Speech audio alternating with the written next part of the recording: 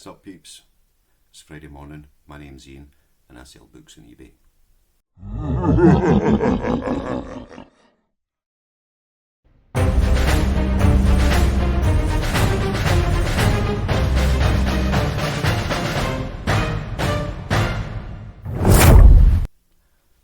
This morning we have, I think, about 10 orders going out, a few bundles, a couple of individuals and 2 non-book orders. So slowly getting rid of all the non-book stuff. Let's just crack on and see what we have got, shall we? Right, let's see if I can get this camera to stay still whilst I'm looking at things. Right, first up we have Hacken Nesser. So,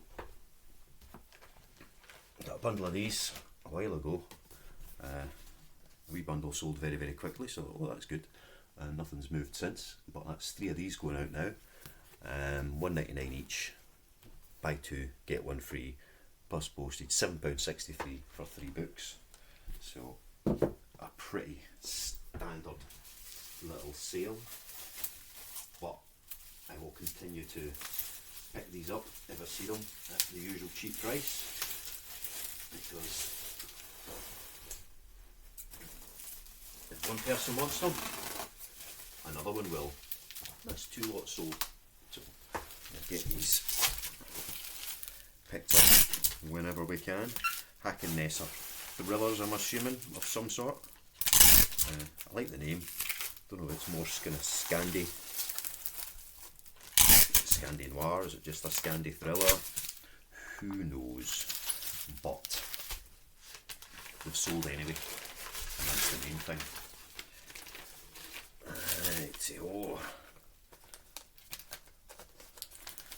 so more questions and comments, more questions in the comments about how to put promotions on. And it really is as simple as going into the promotions tab and just setting up what you want. If you've never done it before, I suppose it's maybe a bit more convoluted. So what I'll do in the near future is jump on and do a wee screen grab of just where you go and what you do. So maybe get that out over the weekend, see how it works. NR14 Hacken is going to. Right, next is one of the classics, Tolstoy Resurrection. This was £3.50 plus postage. So, another of those single books, but people just want that copy, want that edition, and they will buy it. So, single books, even if you are priced over what other bigger sellers are perhaps charging, their listing will be for one generic picture, and their description will state it may not be the version shown in the image, so you don't know what particular one you're going to get. So if people want a particular edition, if you've got it listed and you've got it pictured, then they may buy from you for a little bit more rather than buying from the big sellers with the very generic pictures that they have on them. So Mr. Tolstoy is going to ME20. And he's now in the pile. Right, next. Another single book. Michael Connolly, The Closers. Really good condition. This went for £2.25 plus postage. So,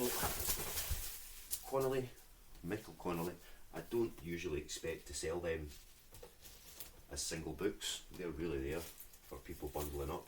But still, occasionally, that type of book does sell, and people are willing to pay the postage. So, take it where you can get it. Back tape on that end. A little bit of tape over the top. And again, with any of these things, if somebody can buy something from you once, then do everything you can to get them to come back again.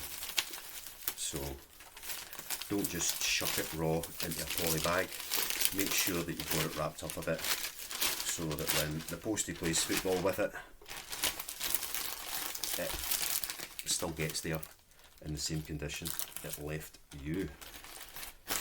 And hopefully that means that they will come back again. If it's a good service, it may be a service worth repeating. And people who buy books usually buy more than one. This is going to OL2, Oldham, I don't know.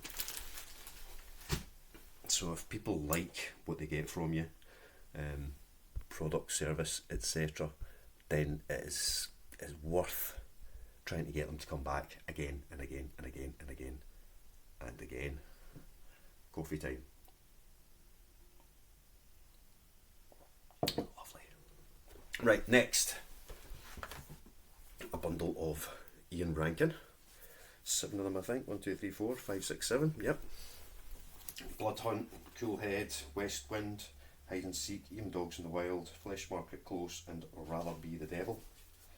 So that's a nice wee stack. But do I make any money on it? Because these are,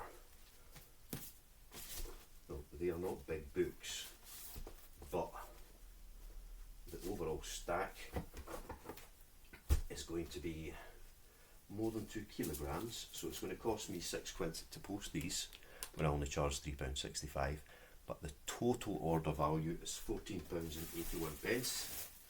So it'll probably be about, was it promoted listings? Well, of course it was. So that'll be about a £5 in fees, £6 in postage, so maybe £3 made on that total bundle. Is it worth it? Yeah, because I can pick up Ian Rankin books every day of the week for a very reasonable price, and I've got dozens of them, so it is worth just getting them moved. If they were popular and I could only ever find a handful, then the price would be higher. You know, supply and demand. Once you've set a price, you don't have to stick with that price. I may have talked about this before, but it's been a while ago. I watch a lot of YouTube, and I've heard a lot of sellers say, no, we'll start with a high price and we can always bring it down. This is true, but the inverse applies. You can start with a low price and always put it up. Now if you've got a one-off item and you're not going to get another, then you want to get the price right first time. But when it's something like books, where you're going to get a lot of them, then, in fact, here's an example. You've got a listing with 50 titles by the same author, and you want that listing to last a long time. You don't want to just sell them all out and that listing to shut down. You want to be getting more and more from that same author. TQ7, this is going to 2.5 kilos in the pile. So start with a low price, get people looking at it. eBay, it appears, decides how good your listings are based on your sell-through rate. So if 10 people look, so let's say 100 people visit your listing and one person buys one book, then your sell-through rate is going to be 1%. If 100 people look at your listing and one person buys 5 books, then your sell-through rate is 5%, which is much, much better. And imagine if it was 100 people and 2 people bought 5 books each, then you're at 10% sell-through, which is, quite fantastic. And if that listing performs that well, then eBay wants its customers, not its sellers, it wants its customers to be more likely to buy something when it sends them to a listing, because as with any website, they can only generate so much traffic, and they want to get the most money out of that traffic that they can. This is 3 Peter May books going out, by the way, £8.65 to LL28. So if their algorithm shows that 10% of people that go to your listing buy something, i.e. your conversion rate's at 10%, then the algorithm is more likely to show people your listing than someone else's. So once you've established a good sell-through rate, you do not want that listing to die. An example of where I did this wrong was I had a James Patterson listing. It was all paperbacks and hardbacks, but I ran out of space. That dude has been into so many different books that I couldn't get any more variations, so I needed to adjust that. What I should have done was removed all the hardcovers and just kept it as a paperback listing and set up a new listing for hardcovers, but I didn't. I shut it down and I put up 2 new listings, one for paperbacks, one for hardcovers. I've only sold 2 James Patterson bundles since, and that was about a month ago. Before that, on that listing, which had had hundreds of sales and obviously was really, really popular with the algorithm, I was selling 2, 3, 4, 5 bundles a week. So that shows the difference in how it works. So it'll take a while to get that listing back up and recognised by the system as something that it wants to sell, which is annoying, but it's a valuable lesson to learn. So you've got your 50 odd books, the Cinder Riley, wee 3 book bundle, bit of a chunk. Yeah, you've set up that listing, you've got them all running. You start with a low price. So you may say, right, okay, I'm going to just put these out for £2 each. And you stick them out for £2 each and you get a few sales and you get that good conversion rate. At that point, you can put your price up. I wouldn't double it or anything ridiculous, but you might say, right, okay, these are selling at £1.99, let's make it £2.50. And see they continue to sell at the same rate. If they do, maybe you push it up to £2.65 and see they keep selling at the same rate. And just repeat that process until you hit a point where, oh, these have stopped selling. And you bring the price back down to the last reasonable selling point. Supply and demand. That's what it's all about. Excuse me. When a supermarket has a new product, so they've got a new line in, and they want people to buy it and discover that they like it, they put it on sale. So as soon as it's launched, it's cheap, it's on sale. Not for every product, but for the vast majority. And once people are familiar with that product, recognise and want that product, then suddenly the price goes up. Now they'll be honest and say it's on sale at the moment, so you know that the price is going to change. But their hope is that by the time the price does go up to its kind of normal RRP, enough people have gone, I like that, and I'm happy to pay for it regardless because I'm now familiar with the product. Coffee.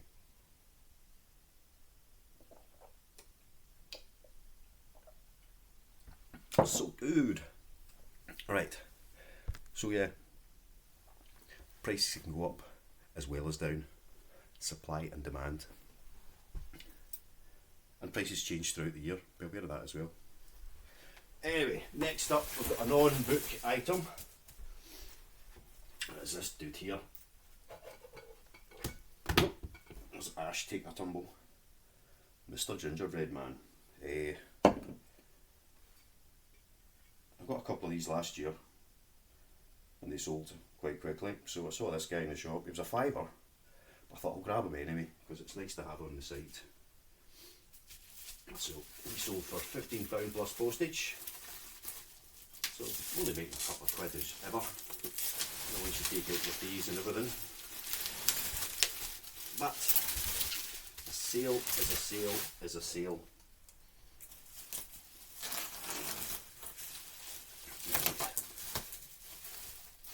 £5 into 15. I'm going to get my fiver back and make about a fiver as well.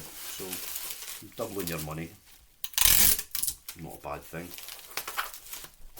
So there's no harm in picking up stuff you know will sell.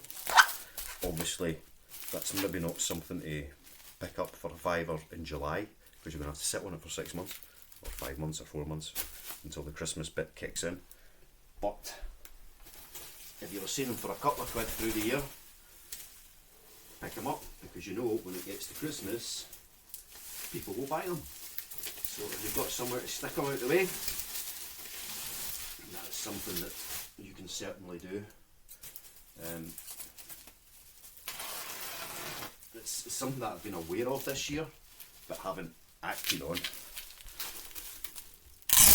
because you need the cash flow to get stuff to sell there and then, and you know, keep the bills paid. But hopefully over the next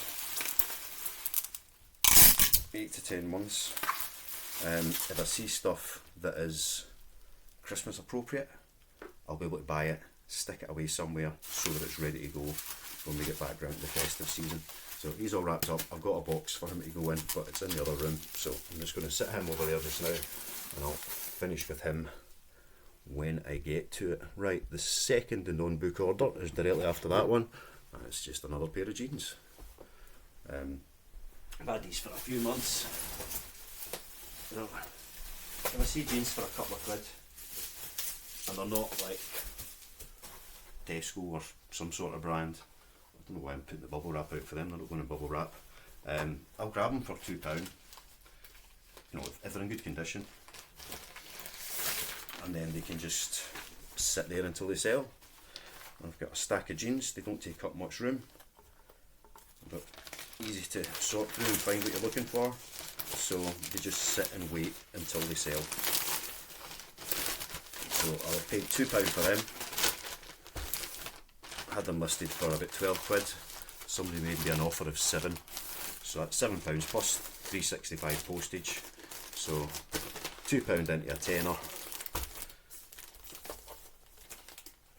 Promoted listing, wasn't a promoted listing, so there's about 20% of that goes in fees, a couple of quid in fees, 3 quid in postage, so I'm maybe making about £3 selling that. So you can pick them up for a couple of pound, you can pick anything up for a couple of pound and sell it for a tenner, and you've got the space to store it, then why not? You'll spend £2, you'll get 5 back at some point in the future.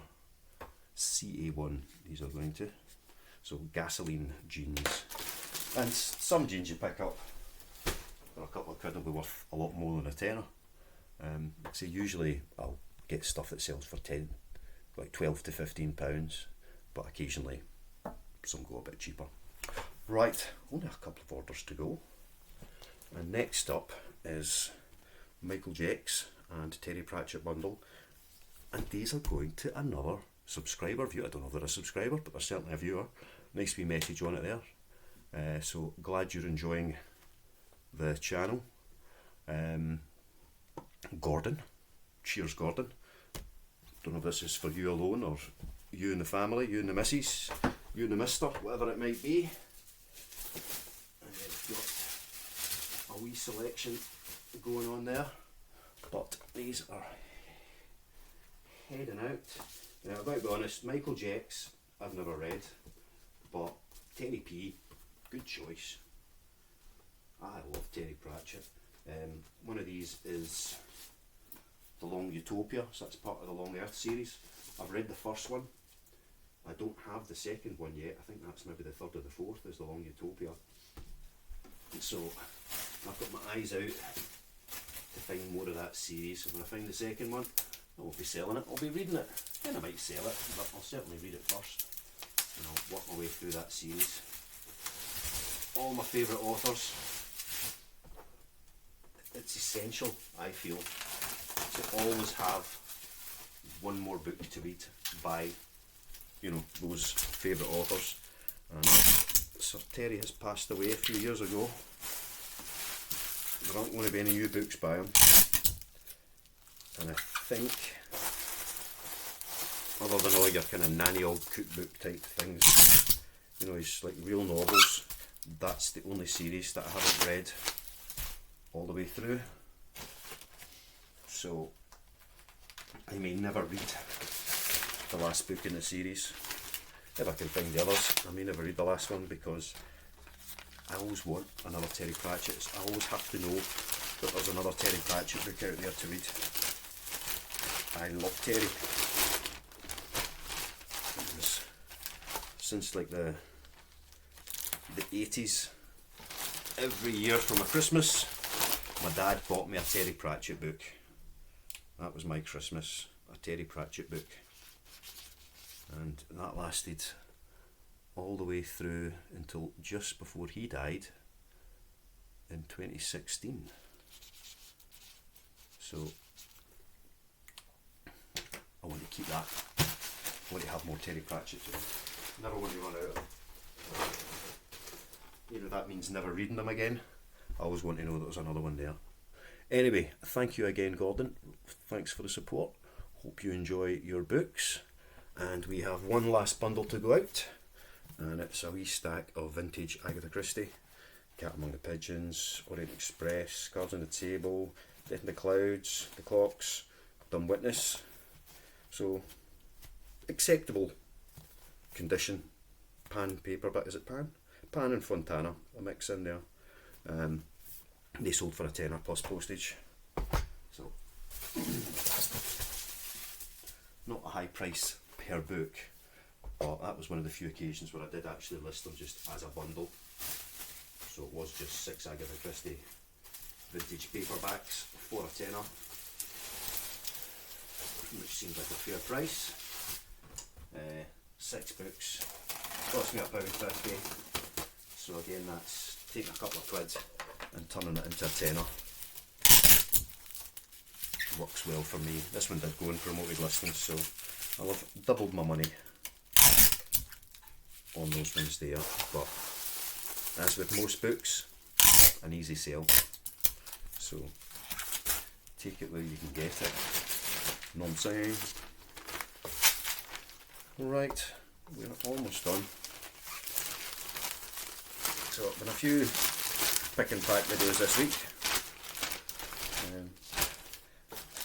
Mostly because I've had the time and opportunity to do them. And there's been a few, can I get the strip off of this? A few interesting sales going out over the week. I hope you agree. And those Agatha Christie ones there that I've just packed included. If you see a bundle of that type of book, so the ones I've found so far that work, Agatha Christie, Dick Francis. So of the older kind of vintage paperbacks I've picked up, those are the two that have sold for me so far, in preset bundles or a build your own bundle. So keep your eyes open for these things, and if you see them for the right price, in the right condition, grab them, list them, see what happens. Anyway, that is everything done for today. Gingerbread Man will go in a box shortly. I'll print off my labels, take all of this to the post office, then get on with my day. Alright, thanks for watching, love you, see you, bye!